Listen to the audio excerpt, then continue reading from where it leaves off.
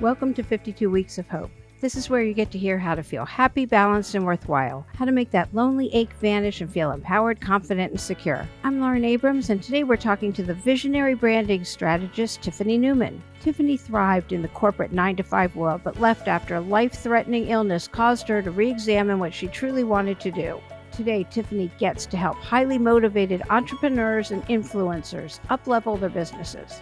After 15 years in the corporate world, she left to establish a revolutionary branding business that stays one step ahead of all the trends. Tiffany now works with clients across the globe to help them achieve 10 times their sales and shine even brighter, which you'll get to do too after hearing Tiffany now. Welcome to 52 Weeks of Hope, Tiffany. Thank you, Lauren. Thank you so much for having me. Yeah, I'm so glad to see you. Okay, so yesterday I was on my weekly family Zoom call and we were talking, and I was telling them I was interviewing you this morning, and it's morning my time. And I was telling what you do, and they had no idea what branding was. So I thought we would start with just what is branding, just for the listeners. Yeah, absolutely. It's such a good question because for some of us who know what branding is, it's like not a question, but there's so many people I think who either don't know or they have it wrong. So most people think that branding is their visuals, right? The logo, the colors, how the brand is presented visually. And that is part of the brand, but really to me, your brand is everything in your business. So it's the way that you answer your emails. It's the way that you show up in social media. It's the way that you send out your emails. And it's the visuals too, but that's really the icing on the cake. Really, the brand is all of the strategy that goes behind it in the messaging and what you stand for. And then the visuals is the visual manifestation of it that everybody sees and thinks of as branding, but really is almost everything in your business is how you create your brand. When you say what you stand for, what do you mean by that? Yeah, so when I say that, it's really all about your values. So if you think about what you stand for, one of my favorite things to do with my clients before, again, we get into that visual space is look at their vision, their values and their voice, the 3 V's I call it. And that's really what you stand for.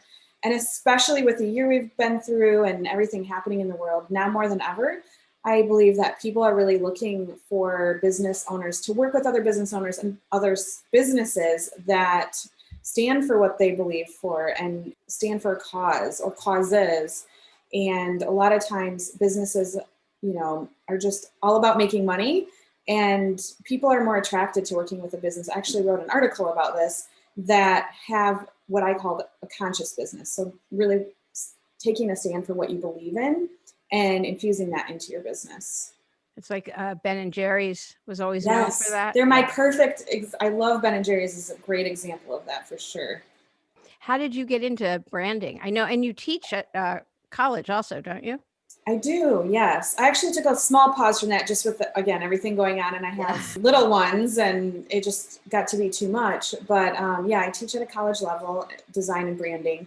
And so how I got into it was kind of by accident. I was in high school and took what I thought would be a block. I just had some extra classes that I needed to take. I was pretty well caught up, and I took, I think, a yearbook class first, then a graphic design class. And my teacher ended up putting some of my work in a competition. And I went all the way to nationals, and she was like, "You're really good at this. Like, have you thought about doing this as a career?" I was like, No, I didn't even know this was a career. And so long story short, I did. I went to college for it and then just did it ever since. So it's really what I've been doing since a teenager, all throughout corporate. You want to tell the story about how you ended up working for yourself and on your own and what you've overcome to get there, I should say. Yeah, sure. Absolutely. So I guess to back up a little bit, I was living what I thought was my dream life in corporate. I had worked my way up from an intern to creative director in a Fortune 500 company. I was working with brands like Stoli Vodka and Burt's Bees and FedEx and Adidas, like amazing brands. And that's what I always wanted to do. But I think life's always, throws us things. And between having my daughter and realizing that I was traveling all the time. I was going back and forth to New York and being away from her. I had to go back right after 6 weeks. And so that was my first thing is I was like, this. 6 weeks. Wait. You had to go back after 6 weeks? I went Where do back you after. live? What state? I'm sorry. I do employment law. Yeah. No, I'm in I was working out California. of Chicago as my corporate office. Okay.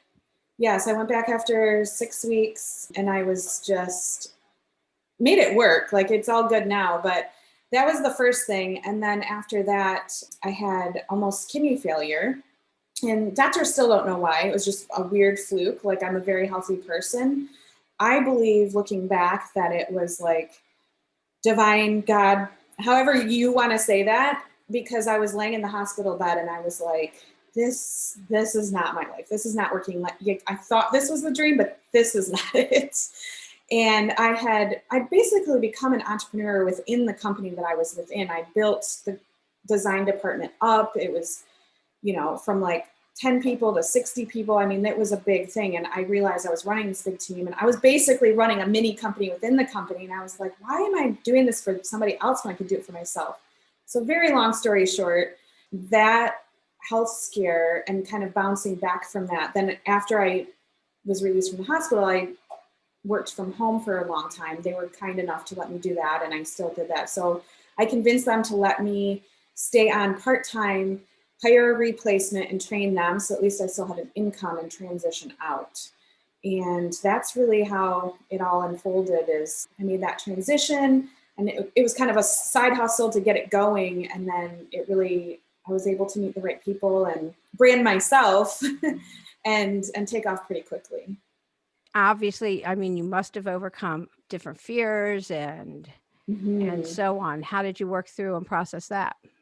Yeah, gosh, it's so good. I don't know if we've talked about this, but I actually studied under a woman named Mary Morrissey for 10 years, like even when I was in corporate. And that really helped me scale up to become the creative director that I was in that space. So, that's a lot of visualization, manifestation, universal laws. For those of you who are not familiar, she's best friends with like Bob Proctor and Les Brown. So I really did a lot of that training. And that was, again, while I was in corporate. And so I had those tools to really help me make that transition. I did a lot of visualization, but there was still always those fears of like, what if I'm leaving this amazing job and I can't find any clients or I don't have any money? And it was funny because, like I had a huge team in corporate, but then moving into entrepreneurship, I felt like a kindergartner. I was like starting from scratch all over again. And I had these credentials, but I was like, nobody knows me. Why would they trust me? All those thoughts that run through your head. And so it was definitely a huge self-development practice. And still to this day, when I have launches and things, I have a mastermind, and I was just telling my mastermind ladies that, we're all human. I think at every level you level up, those fears and feelings come back in a new, different way, or like every ceiling that you hit financially or what have you. And so for me, yeah, a lot of it is, doing the visualization and then just tools I've learned to help me move past it. So if I get in a funk, I give myself a time period. I'm like, okay, you have till tomorrow morning to like freak out, but by tomorrow morning, you're just going to like turn it off and replace it with good thoughts. And it's not easy, but it does work. And so just a lot of mindset tools that I've learned over time, and I have like little sticky notes, or not sticky notes, and like postcards with mantras on them and things that help too. So why didn't you talk about the visualization for people that don't know what that is or what you do sure. specifically? Yeah. So for me, I really love to, and I do this with my clients too. So it's something I love talking about. Really look at where I want to be in the future. So if it's, next week I have something, I'll visualize it. Or with my business, I look, 3 to 5 years and just imagine like what I'd want that to look like and journal about it as well. And I've been doing this for years. And I look back at my old journals and it's pretty cool because what I've realized is basically most of the things that I write, and I'll even forget about some of them. I'm going to look back and I'm like, oh, that totally happened. It didn't happen necessarily the way I expected it to. But if you, put your eyes on it, And then sometimes people too, it's like literally you vision it by putting it in your notebook, writing it down. But then for me, what really works is every night before I go to bed, I go, instead of thinking about or worrying about tomorrow or what's going to happen, I actively think about that visual and I try to actually visualize it and feel. The main thing too is putting the feeling behind it. So feeling how it would be to be in that place and have gratitude for it. So like it's already happening. And then I even to go as far as recording my vision in my voice memos on my phone and then listen to myself speaking it while I fall asleep. And that's really powerful too, I found over time. I haven't heard that one. That's really good. And for anybody who's a naysayer, when I was an undergrad taking public speaking and or having to give a speech in a course, I would visualize myself. You have to practice it this many times. I don't remember if it was 5 or 10 or 7 or what it was that you had to practice it out loud. I would picture myself giving the speech and having fun and smiling. I would picture myself that way. And it's no different than that for anybody who is rolling their eyes at this at the moment. Yes, exactly. It does sound a little, and even when I first heard it, I It's think not. what got me is that somebody told me at one point that this is how Olympic athletes train too, is they just do the run, you know, say it's a ski run or ice skating or whatever.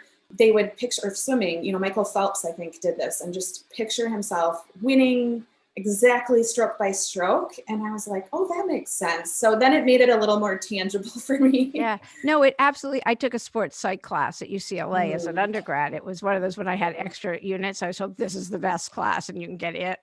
And that is exactly, it was all mental. Everything was that's so mental and it cool. was about visualization and everything. So, not to make this an undergrad discussion by any means, but I love the recording into notes and playing that back. I've never heard that. And then what about the critical mind? Because that goes, then I can picture me playing it back going, oh my gosh, I sound like that. Just like Mm. hearing my podcast, I'm like, oh no, I can't listen to my portion. I can only listen to you. Right. No, that's true. I don't know. Somehow I've gotten over that because it's just me listening to it. It's nothing that's going out there, but I can say I had the biggest fear of doing Facebook Lives, and I do them all the time now. And I was challenged to do Facebook Live once for every 30 days. And this is 2 or 3 years ago, actually. It hasn't been that long, and I still don't love it. But, you know, and I say all the time, and I'd go back and watch, and I'm just like, oh my goodness, like this is horrible. So I the same thing, like I will just do them now. I did it for 30 days, made myself, and I just don't watch them. I just put it out there. I'm like, whoever's meant to see this will see this. I hope it impacts at least one person and leave it at that. Yeah. And now I know that you're a wife, you're a mom, you're a business person, and it's COVID. Are you doing everything from home like the rest of us? I would imagine. Yeah, absolutely. And that's the one thing is I'm really grateful it hasn't been a huge transition for me personally because even before COVID, I've been serving my clients. I have clients all around the world. So Zoom, I was on Zoom all the time anyways. But it has been, you know, I have a 6-year-old and so she's been in and out of school depending on what's happening. And so navigating that and then she has her Zoom meetings with her classrooms. I'm running over and pushing start on hers, then running back. And so it's been really interesting. But I don't know, there's some quote about being a mother. And if you want a job to get done, like ask a mother to do it because I think we're just forced to multitask. And so I just keep telling myself, this is a season. And when it's over, I'm going to feel like I have more time and like, you know what I mean? Like it's just going to make later feel even better. I feel like, at least that's what I'm telling myself. Yeah. So, how are you managing your time and taking time for you? And do you have any Mm. things that are you meditating? Are there certain tools that you're making sure you do to take care of yourself? Yeah, the best I can. And if I'm completely honest, like I am not perfect at it by any means, but I do try and do a daily, it depends on the day, but I do try and do like daily time in the morning just to get myself centered before I work. And music has been really big for me, I found. Like if I'm working and I'm not on calls, just having really good music really helps. Let's see what else. I try to read before bed, but a lot of times I don't have time. Yeah, just it just depends on the day. Getting out now, it's where I live, it's cold, so now I'm not getting out as much. But when it's nicer, just going on, even if it's a 10-minute walk, has done wonders, I think, because we're all, in our homes so much. And then last but not least, I know you said that you had like the family Zoom call. And so just making sure I'm connecting with people still. I'm lucky that I get to see my clients pretty often on Zoom. So I feel like I'm having those interactions, but that's really been helpful just to keep my spirits up. If I, and I have my husband and my daughter here, but that can become, I love them to death, but you just need different discussions and different times. And then as far as time saving, for me, it's, Sundays I do meal planning, or I just make, a couple different things. And, I'm lucky my husband helps out, but not having all of those duties on when, there's no restaurants open and things like that has been huge too. And then, lunches for the little one. And it's a big to do getting it all straight, but I don't know. In some ways, the routine has really been helpful to kind of keep it going, Yeah. Did you have a mentor or someone that you go to? And for somebody that needs a mentor, what would you suggest? Yeah, I did. I've always had at least one mentor. So like Mary Morrissey, like I mentioned, I do have another person, her name is Kisma, that is kind of like a spiritual mentor and that type of thing. But honestly, it was really interesting this year when I was thinking, I was also in, my client Selena Sue has a mastermind, and she's my client, but she's also much further ahead in business than I am. And so I really just always loved the way that she ran her business. So I Yeah, I joined her know who she is. mastermind. Yeah. Yeah. So I'm her creative director and do all her branding as well. She ended her mastermind. She's no longer doing it. And so when that ended, I was asking myself, okay, should I look for another mentor? And meditated on it. And it was really interesting. I didn't audibly hear a voice, but what I heard was, no, it's time for you to be the mentor, because up until this time I was doing the branding and people called me their coach, but I wasn't like physically calling myself a coach. So I actually went back to do some NLP training, added that in this year, and started a mastermind. So I don't really at this point have a mentor. I'm being the mentor, which is really fun. But I'm sure as things change and level up, I'm sure I will have a mentor at some point again soon. I think it's so important to always have, and if not a mentor, like having other people that are at the same level of business with you, that is like a self-led mastermind. It's just really important to have that collaboration and, hey, like, what do you think about this? Or just to people to talk to. It's really important. I definitely agree. What would you say are the 3 biggest obstacles you've overcome, and then how did you overcome them? That's a good one. I would say the number one would go back to be the health. The kidney scare was just random. I got over that. But much before that, when I was in college, I was about 60 pounds heavier and just not in good health. I didn't grow up, I love my parents to death, but I did not grow up knowing how to be healthy really. And so I had another health scare back then. Long story short, I had one of my best friends passed away from leukemia, and I signed up to run a marathon in her honor. And it was one of the best, scariest, but best things that ever happened, because I hadn't ran a day in my life. But it was like one of those things where she passed away and I just felt horrible about it. And the opportunity came up and I was like, this is it, because they train you and everything. And they said, you didn't have to run a day in your life. We'll train you how to do it. And so I lost all this weight. And I feel like running that marathon was the first piece of like me realizing I really can do anything if I put my mind to it, and you hear that, but then it just sounds silly, and so after doing that too, I feel like that was the stepping stone. Once I decided to become an entrepreneur, my mind kind of went back to that. Well, if I can do that, I can do anything. So that was, I feel like the health in general has just been a huge hurdle for me, and things pop up. And I think so many people struggle with health journeys, right? In one way or another, it looks different for different people. And just knowing that you can, if you put your mind to it, you can overcome it, and just living a healthy lifestyle. Let's see. I think motherhood is another one. Like I love being a mother, but I was also a bonus mother, I call it. I don't really love the term stepmother. And so I also have a 19-year-old and love her to death, but it's just a different relationship. So that was a huge hurdle for both of us to overcome.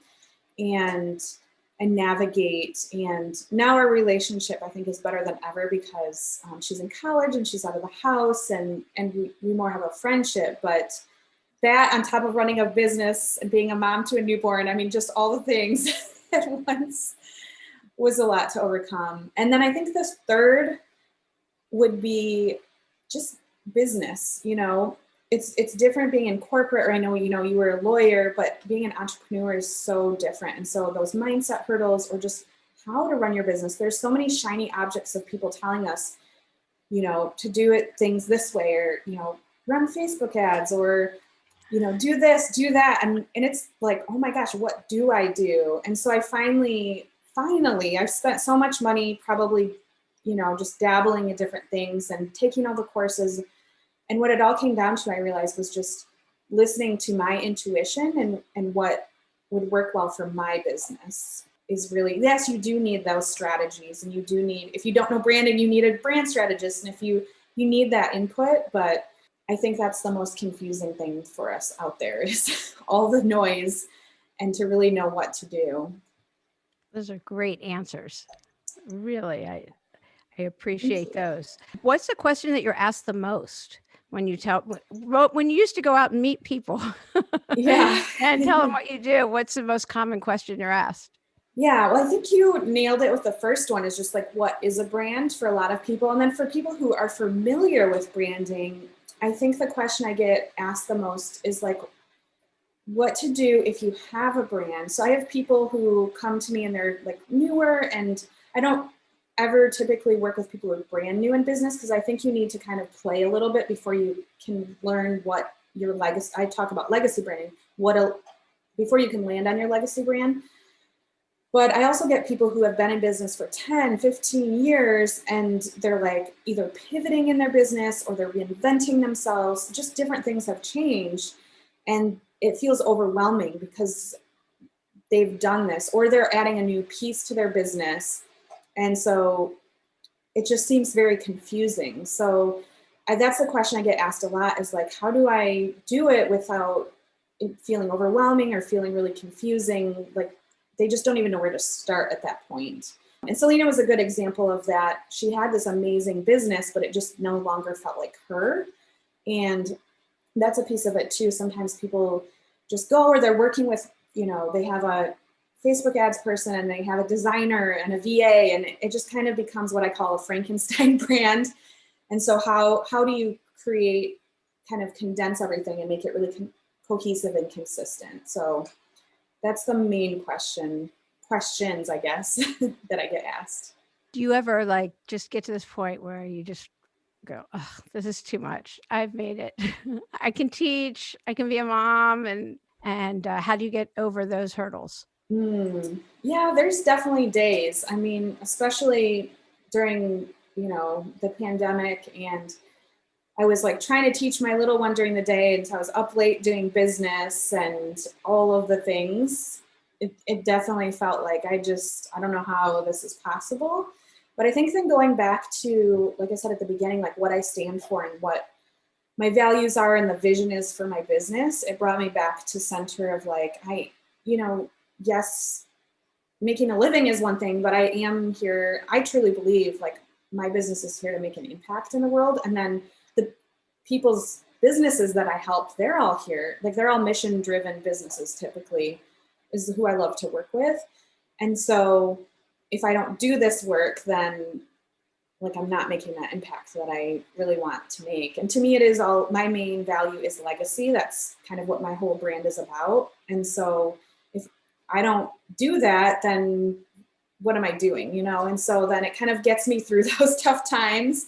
And then I get back and centered. And then I've really grown my team this year too. And so even though I'm paying more for the help, it's allowed me to grow and have some more space back. And that's really been invaluable. That's another scary level in your business. Again, I had a team in corporate, but having them in your own business just feels a lot different. But it also it's so freeing. It's so nice. Yeah. And what do you mean by legacy? Yeah, so legacy for me is really, why you're here. If you're in business and you are a mission-driven business and you're like a great example of that too, with the 52 weeks of hope, giving hope to other people, whatever that is. I mean, even a copywriter, it's like, well, what is a copywriter? Like, how are they giving a legacy? Well, they can, if they're working with, say they're a copywriter for health experts, and the health experts are making a difference in people's lives. It's really all about what is your business here to serve, and how are you making an impact? And for me, that's really leaving your legacy. And it's not like leaving a name for yourself necessarily, like, oh, hundreds of years from now, people will be saying my name. Like, I don't really care about that. But for me, it's really knowing that I made an impact, and the ripple effect that can have. And then also, with my daughters, showing them, like we just had, and this isn't a political statement either way, like, I don't get into that, but the fact that a woman is in the White House now, like watching that with my daughters, like that's the legacy. And so I just want them to know that, whatever their impact can be, that they can make that happen. I think that's really important for the next generation. Yeah, no, the verbiage usage of your business may be different than others. So yeah, hearing that was a great explanation for that. And I make political statements all the time, so it's okay. Your purpose that you had sent to me was to serve with your God-given talents, to proceed with confidence, and to use your finite energy to make the world a better place for your two daughters. That you could be found dressed up fancy one day and kayaking on the river in the next.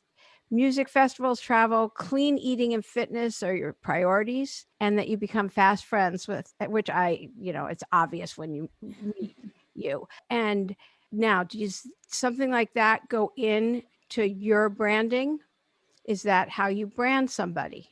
Yeah, absolutely. It's a huge piece of it, because what I believe is that people, buy, and I don't want to say that they don't buy a person, but they invest in themselves and their business by working with a person that they relate to, and that they know that is an expert, obviously. But there's a lot of brand strategists out there, for instance. So when somebody is looking for that, they're going to look for somebody that they resonate with. And so a lot of times, I'll have, because I talk about being a mother, I'll get other mothers, or because I talk about being mission driven and the legacy piece, that, like attracts like, and they really will resonate with that message. And so I help people really figure out, like, that's really the core of my business. Before we, like I said earlier, before we do the visuals, is really getting clear on the messaging piece and how you're relating to the ideal clients that you want to truly serve. And all of those attributes are really key to it. And I also teach, I think it's Taki Moore who actually invented this, but the content twister, really having those core messaging pieces in your business when you're putting out content, because so many people struggle with content and putting it out there. But if you just stay really focused on that, that helps your brand. And if we look at any of the big brands, so, Target, like I said, Burt's Bees, all of the big brands, the reason they're so successful is they're consistent. They don't change their colors. They don't change their messaging. They have this core strategy, and people become familiar with it. And so you want to do the same thing with your brand, basically. It may get boring to you saying some of the same things over and over, but that's really what makes people successful, is because you start indoctrinating people to your message, and then it just kind of clicks, and then it invites them in. So on social media, I'm not on it that much, but even like Clubhouse, it's the first 3 sentences that matter, or on Instagram, there's just a little bit of room to put your bio. Yeah. Is that where the branding comes in, and should that be the same on everything? And how does that work? Yeah, definitely. The more consistent you can be across all platforms. So even using the same headshot for the most part, and it's fun to switch it up, but making sure the visuals all look the same, and then the bio. And then when people see you, it's brand recognition. You start popping up, and then they're like, oh, I've seen you here and there, and you're just everywhere. And when you get to that point, it really can do wonders for your business if your brand is really clear and on point. That's good to know. Is there any message of hope that you would want to give that you haven't discussed already? Yeah, it's so interesting, and I just love this topic that you bring to the world, because I feel like more than ever, and I'm sure you've heard this before too, but it's like we need that hope more than ever right now. I just think the world's kind of been on fire, and people, there's so much unknown and division, and wherever people stand with that, I think for me, I really look at 2020 as like a reset button. And for somehow I had this like deep seated sense of like calm the whole time. And I mean, I had moments, of course, I think we all did. We're like, oh my gosh, like this is too much. What's going to happen? But I truly believe that it's bringing us into a better place in the long run. I don't know when that's going to happen, but I look at the next generation, and they tend to be, a little more hopeful as well. And so I feel like the more that we can just keep doing what we're doing and putting beautiful messages out into the world and spreading hope, that can be contagious too. Like the negative things and the scare pieces can be contagious. So can the hope and positivity. And so for people like you who put that out there, and that can create a ripple effect, it's just so beautiful. So yeah, I think just staying in that space and keeping your vibe as high as you can, and surrounding, everybody's heard the saying that you are who you surround with, the 5 people, but being careful about who you're surrounding with and the messages that you're hearing, and not being on social media, not listening to the news so much. It just makes it easier to have a positive mindset. Yeah. And I also think the younger generation, like people in their 20s and all, they are so cool and so much more connected than I ever was, certainly at that age. You can't help but feel hopeful when I'm around them.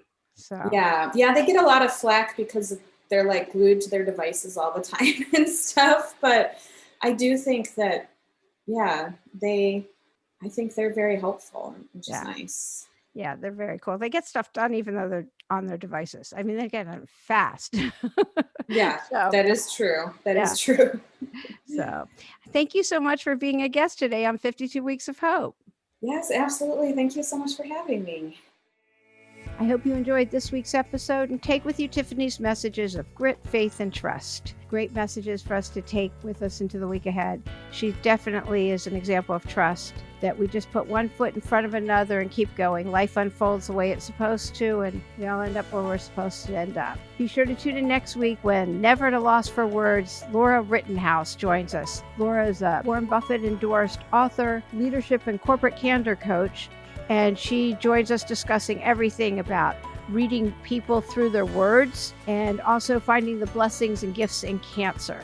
She's great. I was really looking forward to talking to her, and she does not disappoint. It was very fun. So she's someone who is definitely way ahead of her time. If you're on Clubhouse, join me on Tuesdays. I'm hosting a few different rooms talking about women in podcasting. It's a great place for us to meet up. So just drop me a line, let me know that you're going to be on there. And please subscribe to the podcast, leave us a positive review, and send us feedback on our website, 52weeksofhope.com. I'm Lauren Abrams. Thanks for listening.